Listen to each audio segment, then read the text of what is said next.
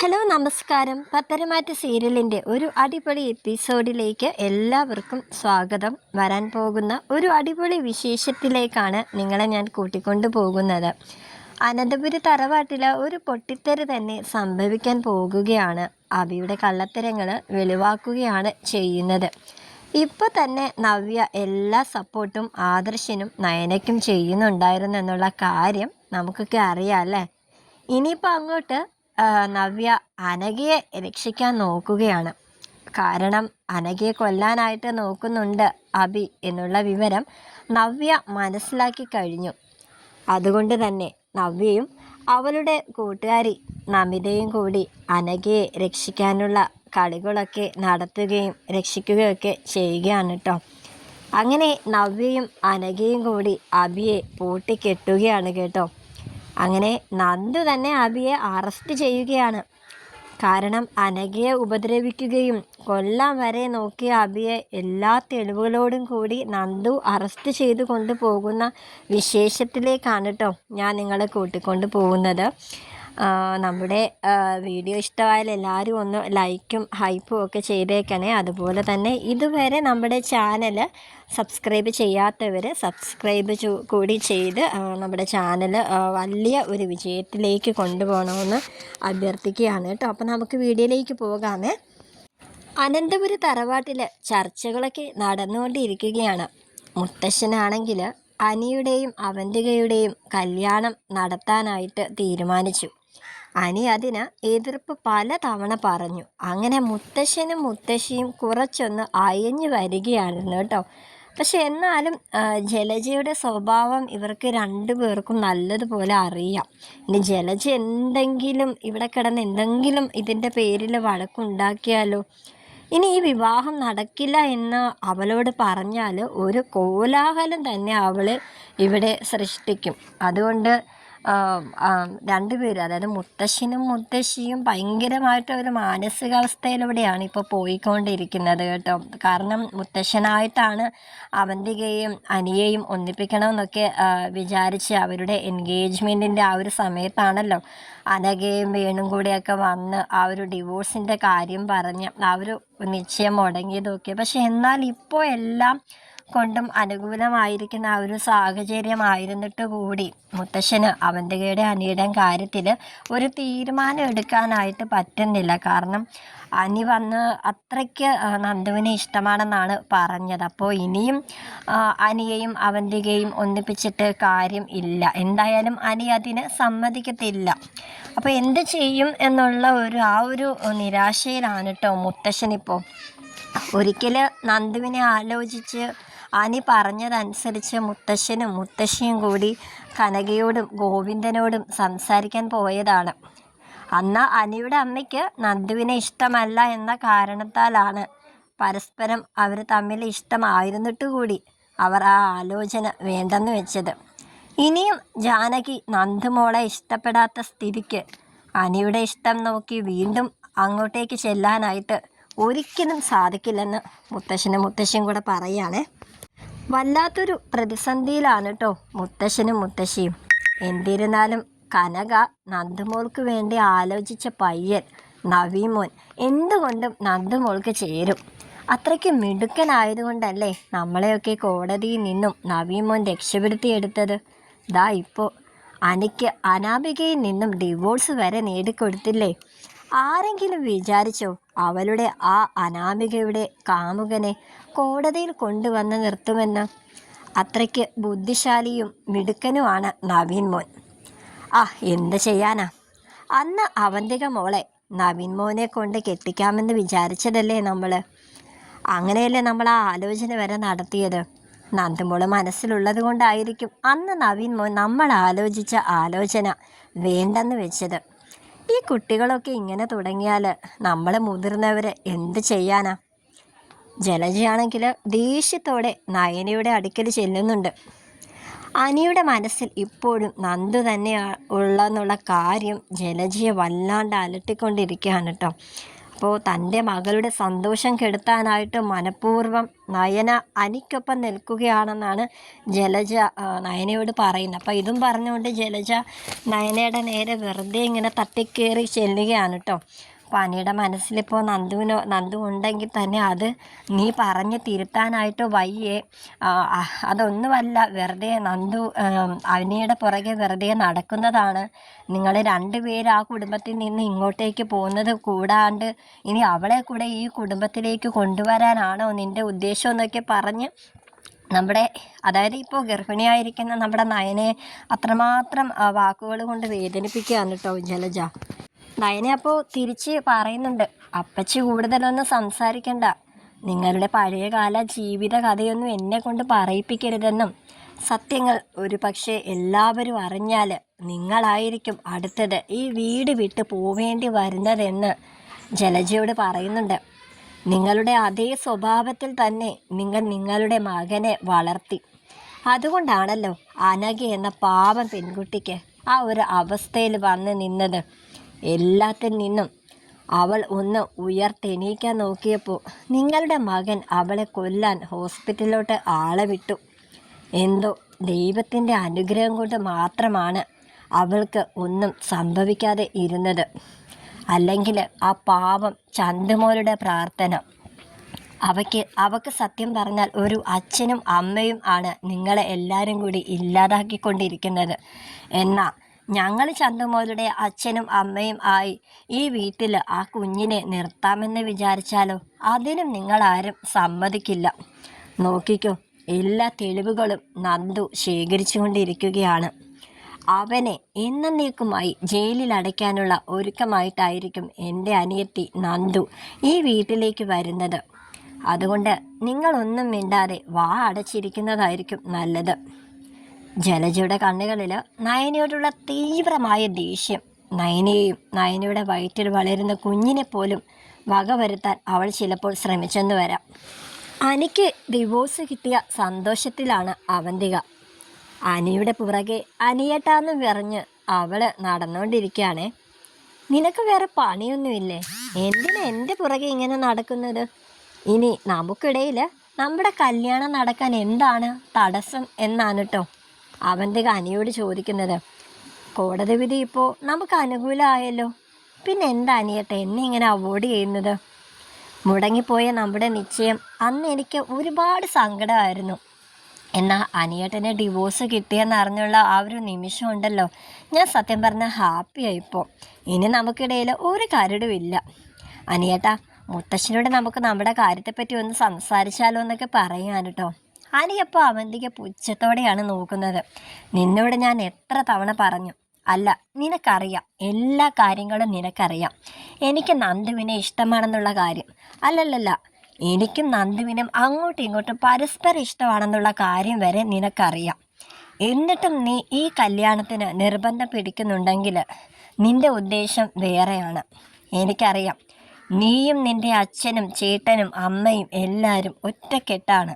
നീ എല്ലാവരുടെയും മുന്നിൽ നല്ല പിള്ളയായിട്ട് ചമയുകയാണ്. എടി, നിന്നേക്കാൾ വലിയ ഫ്രോഡായിരുന്നു ആ അനാമിക. അവളെ ഞാൻ എൻ്റെ ജീവിതത്തിൽ നിന്ന് തന്നെ തുരത്തി ഓടിച്ചു. അപ്പോൾ പിന്നെ എനിക്ക് നിന്നെ നിസ്സാരമായിട്ട് തന്നെ എൻ്റെ ജീവിതത്തിലേക്ക് വരാതിരിക്കാനും നോക്കാനായിട്ട് നല്ലതുപോലെ അറിയും. അതുകൊണ്ട് ഇനി എൻ്റെ ജീവിതത്തിൽ ഒരു തെറ്റ് പറ്റുകയില്ല. എനിക്ക് എൻ്റെ ജീവിതത്തിലേക്ക് ഞാൻ ഇനി ക്ഷണിക്കുന്നത് എൻ്റെ നന്ദുവിനെ മാത്രമാണ്.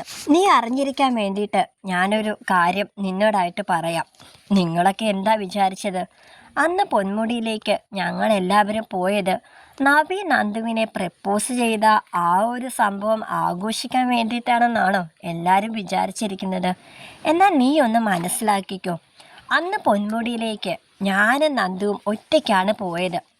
അന്ന് ഒരു ദിവസം ഫുള്ള് ഞങ്ങൾ ആ ഒരു വീട്ടിൽ താമസിക്കുകയായിരുന്നു പൊന്മുടിയിൽ.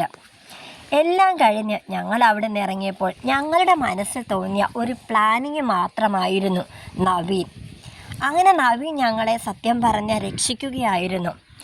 എനിക്ക് കുഴപ്പമൊന്നുമില്ല, ഈ വീട്ടിലേക്ക് എനിക്ക് എന്തും പറഞ്ഞും വരാം. കാരണം എനിക്ക് നന്ദുവിനെ ഇഷ്ടമാണെന്നുള്ള കാര്യം ഞാൻ മുത്തശ്ശനോടും മുത്തശ്ശിയോടും ഓൾറെഡി പറഞ്ഞിട്ടുള്ള കാര്യമാണ്. പക്ഷേ നന്ദുവിൻ്റെ വീട്ടിൽ ഒരു സീൻ ഉണ്ടാവരുതല്ലോ. അതുകൊണ്ട് മാത്രമാണ് ഞങ്ങൾ അങ്ങനെ ഒരു പ്ലാനിങ്ങിലൂടെ ഇങ്ങോട്ടേക്ക് വന്നത്. അല്ലെങ്കിൽ നന്ദുവിൻ്റെ വീട്ടിൽ ഭയങ്കര പ്രശ്നമാവും. ഇപ്പോൾ നിനക്ക് മനസ്സിലായില്ലേ ഞങ്ങൾ തമ്മിലുള്ള സ്നേഹം എന്തുമാത്രം അടുപ്പമുള്ളതാണെന്ന്. അതുകൊണ്ട് എൻ്റെ പൊന്നു മോളെ, എനിക്ക് നിന്നെ ഈ രീതിയിൽ, അതായത് എൻ്റെ ഭാര്യയായിട്ട് എൻ്റെ ജീവിതത്തിലേക്ക് നിന്നെ കൂട്ടിക്കൊണ്ടു വരാനായിട്ടൊന്നും എനിക്ക് സാധിക്കുകയില്ല. മുത്തശ്ശനും മുത്തശ്ശിക്കും ഒരബദ്ധം പറ്റി. അതിപ്പോൾ ഞാൻ അവരോട് നന്ദുവിൻ്റെ കാര്യം പറഞ്ഞപ്പോൾ അവർക്കത് ബോധ്യപ്പെട്ടതുമാണ്. നിന്നോട് നിൻ്റെ അമ്മയോടൊക്കെ എങ്ങനെ അതിനെക്കുറിച്ച് പറഞ്ഞ് ബോധ്യപ്പെടുത്തണമെന്നുള്ള വിഷമത്തിലാണ് ഇപ്പോൾ മുത്തശ്ശനും മുത്തശ്ശിയും. ശരിക്കും പറഞ്ഞാൽ ഇനി സത്യം പറഞ്ഞാൽ നീയായിട്ടൊന്ന് ഒഴിഞ്ഞു പോയിരുന്നെങ്കിൽ വളരെ സന്തോഷമായിരുന്നേനെ. സത്യം പറഞ്ഞാൽ നീ ഇപ്പോൾ വന്ന് പറഞ്ഞല്ലോ അനഘയായിട്ടുള്ള ഡിവോഴ്സൊക്കെ കിട്ടി, ഇനി എന്താ തടസ്സം എന്നൊക്കെ. സത്യം പറഞ്ഞാൽ ഇനി എൻ്റെ ജീവിതത്തിലെ ഏക തടസ്സം അത് നീ മാത്രമാണ്. ഇനി എൻ്റെ പുറകെ ഇങ്ങനെ നീ വരരുത്, ദൈവത്തെ ഓർത്തെന്നും പറഞ്ഞ് അനി മുറിയിലേക്ക് കയറി പോവാൻ കേട്ടോ. അവൻ്റെയാണെങ്കിൽ കരഞ്ഞുകൊണ്ട് അവളുടെ അമ്മ ജലജയുടെ മുറിയിലേക്ക് ഓടിപ്പോവുക. ജലജ അപ്പം ചോദിക്കുന്നുണ്ട്, മോളെന്തിനിങ്ങനെ വിഷമിച്ച് കരയുന്ന എന്തിനാണ്, എന്ത് പറ്റി മോളേന്നിങ്ങനെ ചോദിക്കാൻ കേട്ടോ. അപ്പോൾ അനിയേട്ടൻ പറഞ്ഞ കാര്യങ്ങളൊക്കെ അവൾ അമ്മയോട് പറയുക. ജലജ പറയുന്നുണ്ട്, മോളൊന്ന് സമാധാനിക്ക്, എന്ത് വന്നാലും അനി മോളുടെ കഴുത്തിൽ തന്നെ താല് കിട്ടും. ഈ അമ്മയാ പറയുന്നത്, അമ്മ മോൾക്ക് തരുന്ന വാക്കാണ്. ഉറപ്പായിട്ടും അറിയാലോ നിൻ്റെ അച്ഛൻ്റെ കൂടെ നിൽക്കും ഇപ്പോൾ അഭി. എന്നാൽ മോളും ഇനി ആ വഴി പോവരുത്, മോൾ അമ്മയുടെ കൂടെ നിൽക്കണം. അമ്മ മോൾക്ക് വേണ്ടിയിട്ട് എന്തും ചെയ്യും. പണ്ടും ഞാൻ ഇതുപോലെ ഒരുപാട് കളികൾ കളിച്ചതാണ്. എന്നെ തോൽപ്പിക്കാനായിട്ട് ഇതുവരെ ആർക്കും സാധിച്ചിട്ടില്ല. എൻ്റെ മോൾ എന്നെ വിശ്വസിക്കുമെന്ന് പറഞ്ഞ് അവൻ്റെ കൂടെ കയ്യിൽ ഇങ്ങനെ പിടിച്ച് വാക്ക് കൊടുക്കുകയാണ് കേട്ടോ. നവീനാണെങ്കിൽ ഇപ്പോൾ കനകയുടെ ഫോൺ വിളി കൊണ്ട് പൊറുതി മുട്ടിയിരിക്കുകയാണ്. ഇടയ്ക്കിടയ്ക്ക് കനക ഇങ്ങനെ നവീനെ വിളിച്ചിട്ട് ചോദിക്കുന്നുണ്ട്, മോനെ അമ്മയോട് സംസാരിച്ചോ, എന്തായി എന്നൊക്കെ.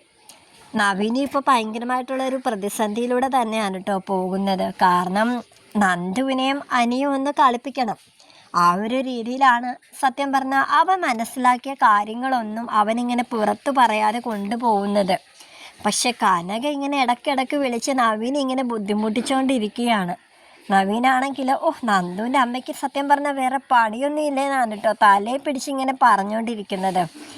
അപ്പോൾ ഒടുക്കും അവന് ആരോടെങ്കിലും അവൻ്റെ മനസ്സിലെ കാര്യങ്ങളെല്ലാം ഒന്ന് പറഞ്ഞാൽ കൊള്ളാമെന്നുണ്ട്. അങ്ങനെ അവൻ്റെ മുത്തശ്ശൻ നരസിംഹ മുത്തശ്ശനോട് കാര്യങ്ങൾ പറയാനായിട്ട് അവതരിപ്പിക്കാനായിട്ട് അവൻ നോക്കുകയാണ് കേട്ടോ. അപ്പോൾ അവനാകെ ഒരു ടെൻഷനുണ്ട്, കാരണം മുത്തശ്ശനിനെ അവനെ വഴക്ക് പറഞ്ഞാലോ എന്നൊക്കെ. കാരണം ഇതൊക്കെ പണ്ടേ തുറന്നു പറയേണ്ട സമയം കഴിഞ്ഞു. എന്നാലും നവീനും നന്ദുവും കുറച്ചൊക്കെ നവീനെ കളിപ്പിച്ചതല്ലേ, അതുകൊണ്ട് കുറച്ച് ഇനി അങ്ങോട്ട് അവർ കളിപ്പിക്കാന്നുള്ള ആ ഒരു ഉദ്ദേശം മാത്രമാണ് കേട്ടോ പാവം നമ്മുടെ നവീനുള്ളത്. അങ്ങനെ നരസിംഹ മുത്തശ്ശനോട് പറയുന്നുണ്ട്, എല്ലാ കാര്യങ്ങളും പറയുകയാണ്. അപ്പം മുത്തശ്ശൻ പറയുന്നുണ്ട്, മുത്തശ്ശൻ സത്യം പറഞ്ഞാൽ അവൻ വിചാരിച്ച പോലെ അവനെ അങ്ങനെ വഴക്കൊന്നും പറയുന്നില്ല കേട്ടോ. എന്തായാലും നീ നല്ല കാര്യം തന്നെയാണ് മോനെ ചെയ്തത്. എന്തായാലും ഇപ്പോൾ നിനക്ക് കാര്യങ്ങളൊക്കെ വ്യക്തമായല്ലോ. നന്ദു ഇപ്പോൾ നിൻ്റെ മനസ്സിലില്ലല്ലോ. സത്യം പറഞ്ഞാൽ അങ്ങനെ തന്നെയാണ് വേണ്ടത്. നമ്മൾ സ്നേഹിക്കുന്ന പെൺകുട്ടി മറ്റൊരാളെ സ്നേഹിക്കുന്നുണ്ടെന്നറിഞ്ഞ് അവർക്ക് തന്നെ അവരെ വിട്ടുകൊടുക്കുന്നതാണ് ഏറ്റവും നല്ലത്. അല്ലാതെ അവരുടെ മനസ്സിൽ ആരോ ഉണ്ടെന്നറിഞ്ഞിട്ടും നീ അവരുടെ പുറകെയാണ് ഇപ്പോഴും ഉള്ളതെങ്കിൽ ഞാൻ നിന്നെ ശകാരിച്ചേനെ. എൻ്റെ കൊച്ചുമ്മ നല്ല കാര്യം തന്നെയാണ് ചെയ്തത്. പക്ഷേ ഇപ്പോൾ ഇത്രയ്ക്ക് വട്ട് കളിപ്പിച്ചതൊക്കെ പോരെ, അവരോട് തുറന്ന് പറയേണ്ട സമയം ആയില്ലേന്ന് മുത്തശ്ശൻ ചോദിക്കാൻ കേട്ടോ നവീനോട്. അതല്ല മുത്തശ്ശ, ഞാൻ സത്യം പറഞ്ഞാൽ അനിയെ എൻ്റെ ബെസ്റ്റ് ഫ്രണ്ടായിട്ട് തന്നെയാണ് കണ്ടത്. എൻ്റെ മനസ്സിൽ ആദ്യമായിട്ട് തോന്നിയ ഒരു ഇഷ്ടമാണ്. അത് ഞാൻ മറ്റാരോടുമല്ല ആദ്യമായി തുറന്നു പറഞ്ഞത്, അത് അവനോടാ, അനിയോടാ. ഞാൻ അന്നേ അവനോട് തുറന്നു പറഞ്ഞ ആ ഒരു സെക്കൻഡിൽ തന്നെ അവൻ തിരിച്ച് എന്നോട് പറയാമായിരുന്നു, എടാ നീ സ്നേഹിക്കുന്ന പെൺകുട്ടി അത് ഞാൻ സ്നേഹിക്കുന്ന പെൺകുട്ടി കൂടിയാടാ, ഞങ്ങൾ തമ്മിൽ കുറേ നാൾ ഇഷ്ടത്തിലാണ് എന്നൊക്കെ അന്നേ അവൻ പറഞ്ഞിരുന്നെങ്കിൽ എനിക്കത് മനസ്സിലാകുമായിരുന്നു. പക്ഷേ അവൻ എന്നെക്കുറിച്ച് എന്താ ധരിച്ചു വെച്ചിരിക്കുന്നത്? എന്നിട്ടിപ്പോൾ കോടതിയിൽ അവനെ ഞാൻ ജയിപ്പിക്കുമെന്നുള്ളൊരു സംശയം വരെ അവനുണ്ടായിരുന്നു. അതുകൊണ്ടല്ലേ അവിടെ അനന്തപുരിയിലെ മുത്തശ്ശനെ കൊണ്ട് ഇങ്ങോട്ട് വിളിച്ച് ചോദിപ്പിച്ചതൊക്കെ. അവന് കേസ് ജയിക്കുമില്ലോ എന്ന് വരെ ടെൻഷനായിരുന്നു. പിന്നെ കോടതിയിൽ നിന്നും ഇറങ്ങിക്കഴിഞ്ഞ് ഞാൻ അവനോട് സംസാരിച്ചു. ഞാൻ മാത്രമല്ല, നന്ദു അവനോട് പറഞ്ഞായിരുന്നു, ഒരിക്കലും നവീനേട്ടൻ എന്തായാലും ഈ ഒരു കാര്യത്തിൽ അവനെ ചതിക്കുകയില്ല എന്ന്. അവൾക്കുള്ള സാമാന്യ ബോധം പോലും അവനില്ലാതായി പോയല്ലോ. അതാ സത്യം പറഞ്ഞാൽ എനിക്ക് കൂടുതൽ അവനോട് ഇത്രയ്ക്ക് നിരാശയും ദേഷ്യമൊക്കെ. എന്തായാലും ഈ ചുറ്റിക്കളി കുറച്ച് നാൾ കൂടി കൂട്ടിക്കൊണ്ട് പോകാനാണ് എൻ്റെ ഒരു തീരുമാനം. എന്തായാലും ആ കനകാൻ്റി എന്നെ ഇടയ്ക്കിടയ്ക്ക് വിളിക്കുന്നുണ്ട്, അമ്മയോട് പറഞ്ഞില്ലേ എന്ന്. ആ ഒരു കാര്യത്തിൽ മാത്രമാണ് എനിക്ക് കുറച്ച് ബുദ്ധിമുട്ട്. അല്ലാതെ കാര്യങ്ങളൊക്കെ ഏകദേശം ഓക്കെയാണ് മുത്തശ്ശ എന്ന് പറയുകയാണേ. ആ ഒരു കാര്യം മുത്തശ്ശനോട് പറഞ്ഞു തീർന്നില്ല. അപ്പം തന്നെ കനകയുടെ കോള് നവീൻ്റെ ഫോണിലോട്ട് വരികയാണ് കേട്ടോ. മുത്തശ്ശനോടൊപ്പം പറയാം, ഇതേ കണ്ടില്ലേ, ഞാനിപ്പോൾ പറഞ്ഞതല്ലേ ഉള്ളൂ, ദാ കനകാൻ്റിയെ വിളിക്കുന്നത്, നന്ദുവിൻ്റെ അമ്മ. ഇനി ഇത് എന്ത് പറഞ്ഞിട്ടാണോ എന്നെ വിളിക്കുന്നത്? അങ്ങനെ കനക നവീനോട് പറയാണ്, നവി മോനെ മതി, നിർത്തിക്കോ. മോൻ്റെ അമ്മയോട് പറയാനായിട്ട് ബുദ്ധിമുട്ടാണെങ്കിൽ അതിലൊരു കുഴപ്പവുമില്ല. ഞങ്ങൾ എന്തായാലും ഒരു കാര്യം തീരുമാനിച്ചു. ആദ്യം ഞാൻ ഗോവിന്ദേട്ടനോട് പറഞ്ഞായിരുന്നു, മോൻ്റെ വീട്ടിലേക്ക് ഞങ്ങൾ വന്നാലോ എന്ന്. ആദ്യം ഗോവിന്ദേട്ടൻ സമ്മതിച്ചില്ല. എന്നാൽ ഞാൻ ഇപ്പോൾ ഗോവിന്ദേട്ടനോട് ഒന്നുകൂടി പറഞ്ഞു. എൻ്റെ ബുദ്ധിമുട്ട് കാരണം ഗോവിന്ദേട്ടൻ പിന്നെ സമ്മതിച്ചു. അതേ മോനെ, ഞങ്ങൾ രണ്ടുപേരും കൂടി നാളെ രാവിലെ മോൻ്റെ വീട്ടിലേക്ക് വരികയാണ്, മോൻ്റെ അമ്മയോട് സംസാരിക്കാനായിട്ട്. നവീനിങ്ങനെ ഞെട്ടി നിൽക്കുകയാണ് കേട്ടോ. അപ്പോൾ നവീൻ പറയുന്നുണ്ട്, അയ്യോ കനകാൻ്റി, അത് വേണ്ട, അമ്മ ഇങ്ങോട്ട് വരണ്ട. എങ്ങനെയെങ്കിലും ഞാൻ അമ്മയെ പറഞ്ഞ് സമ്മതിപ്പിച്ചോളാം. ഞാൻ എന്തെങ്കിലും ഒരു കാര്യം അമ്മയോട് പറഞ്ഞിട്ട് കൂടിയില്ല ഇതിനെപ്പറ്റി. നന്ദുവാണ് എൻ്റെ മനസ്സിലെ പെൺകുട്ടിയെന്ന് അമ്മയോട് പറഞ്ഞാൽ അമ്മയുടെ റിയാക്ഷൻ എങ്ങനെ ഇരിക്കുന്നു ഒന്നും പറയാൻ പറ്റില്ല. അതുകൊണ്ട് കനകാൻ്റി ഒന്നും ഇങ്ങോട്ട് വരണ്ടെന്ന് പറയുകയാണേ. പക്ഷേ കനകയാണെങ്കിൽ സമ്മതിക്കുന്നില്ല. ഇത്രയും ദിവസം മോന് തന്നില്ലേ, മോനൊന്നും തന്നെ ചെയ്തില്ലല്ലോ. എന്തായാലും ഞങ്ങൾ ഇനി അങ്ങോട്ടേക്ക് വരട്ടെ. മോൻ എന്തായാലും നന്ദുവിന് ഇഷ്ടമാണെന്നുള്ള കാര്യം സത്യമല്ലേ. അപ്പോൾ പിന്നെ നിങ്ങൾ തമ്മിൽ ഒന്നിപ്പിക്കുന്ന കാര്യം ഞങ്ങൾ ഏറ്റുമെന്ന് കനക പറയുകയാണ്. ഇത് കേട്ടിട്ട് നരസിംഹ മുത്തശ്ശൻ നവീനോട് പറയുന്നുണ്ട്, ഞാൻ നിന്നോട് അപ്പോഴേ പറഞ്ഞതല്ലേ ഈ കള്ളക്കളിയൊക്കെ ഒന്ന് അവസാനിപ്പിക്കാനായിട്ട്. ഇപ്പം എന്തായി?